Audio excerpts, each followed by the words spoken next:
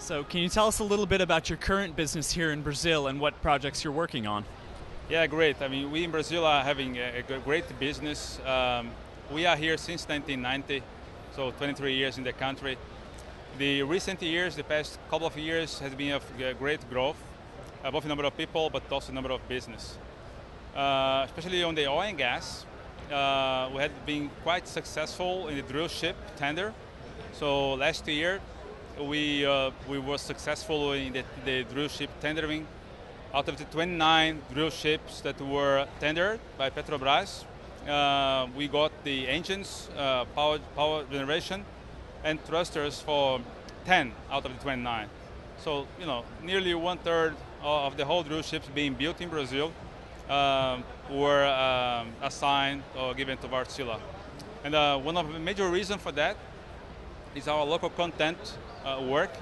We have a team in Brazil only searching and auditing, inspecting, and qualifying local suppliers to increase our local content capabilities here. You've been so successful with drill ships. What areas do you see as most promising for growth in the future in the oil and gas sector?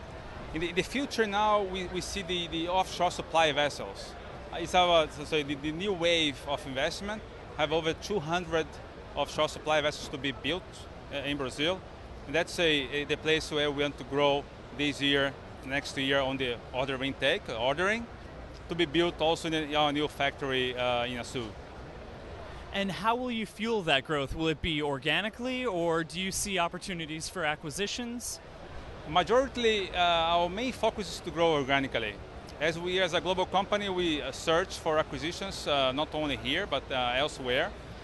Recently, January last year, we acquired Hamworthy, which also focused on oil and gas and environmental products and service.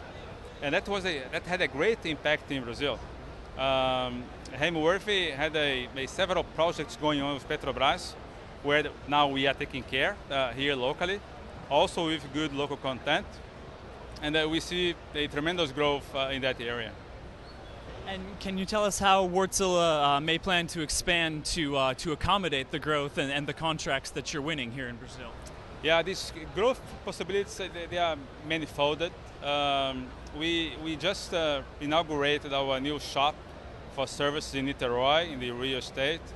We also got the license now and start building the new factory in Superport of Açu, 4 hours from Rio.